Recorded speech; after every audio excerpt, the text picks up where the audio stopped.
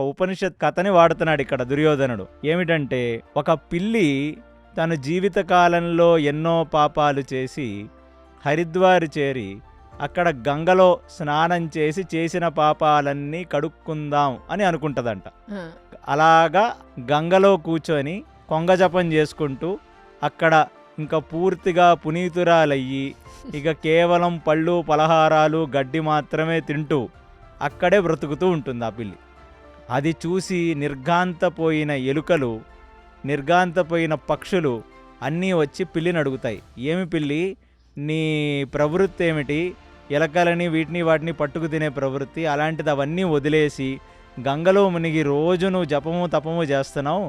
దేనికి చేస్తున్నావు అని అడిగితే, నేను కంప్లీట్లీ మారు హృదయం పొంది పాపాలన్నీ వదిలేసి కేవలం పుణ్యాలు మాత్రమే చేస్తూ మోక్ష సాధన చేద్దామని వచ్చాను నేను హరిద్వార్ అని పిల్లి చెప్పిందట. పిల్లి యొక్క ప్రవర్తన కొన్నాళ్ళు గమనించిన ఎలుకలు, అటు కొన్నాళ్ళు గమనించిన పిచ్చుకలు అన్నీ కూడా అమ్మో పిల్లి గొప్ప సాధువు అయిపోయిందని పిల్లి చెప్పే నీతి సూక్తులు వినటానికి అవన్నీ అక్కడ చేరాయట. సో అలా కొన్నాళ్ళు గడుస్తూ ఉండగా పిల్లి మీద వాటికి శ్రద్ధ ఏర్పడింది. సో రోజు ఇప్పుడు ఒక సాధువుని సేవించుకున్నట్టుగా ఎలుకలు పిచ్చుకలు పిల్లిని సేవించుకుంటుంటే, మీరందరూ రోజు రావక్కర్లేదు, పొద్దున్నే చలిగా ఉంటుంది, నేను పొద్దున్నే వెళ్ళి గంగ స్నానం చేసి అక్కడే జపతపాలు చేస్తాను, నాకు తోడుగా ఒకళ్ళని ఇస్తే చాలు, ఎందుకంటే నేను బాగా అలసిపోయి ఉన్నాను, నేను వెజిటేరియన్ అయిపోయాను కదా, సో కాబట్టి ఒకళ్ళు తోడొస్తే చాలు, ఎందుకంటే ఎప్పుడైనా నేను కళ్ళు తిరిగి పడిపోతే కొన్ని నీళ్లు కొట్టి లేపటానికి నాకు ఒక మనిషి కావాలంటే, ఒకరోజు ఎలుక ఓ రోజు పిచ్చుక వీటితో పాటు వెళ్ళటం మొదలు పెడితే రోజు పొద్దున్నే లెగిసి హరిద్వార్ ఘాట్లో ఉన్న గంగకి దగ్గరికి వెళ్ళి గంగ దగ్గర స్నానం చేసి వచ్చేటప్పుడు ఒంటరిగా వస్తుంది. అదేమిటది ఇది ఒంటరిగా వస్తుందంటే,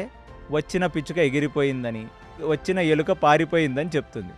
అలా కొంతకాలం గమనించిన ఈ పిచ్చుకలు ఎలుకలు అన్నీ కలిసి ఒక సమావేశం పెట్టుకొని, అసలు వెజిటేరియన్ అయిన పిల్లి చిక్కి శీల్యం అవ్వాలి, కానీ రోజు రోజుకి దాని కండ పెరుగుతుంది, దాని కొవ్వు పెరుగుతుంది, అంటే ఇది రోజు పొద్దునే వెళ్ళటం, పిచ్చుకలు ఎగిరిపోయాయి అంటాం, దాని తర్వాత ఎలుకలు పారిపోయాయి అంటాం అని ఒకరోజు పొద్దున్నే పిల్లి లేచేసరికే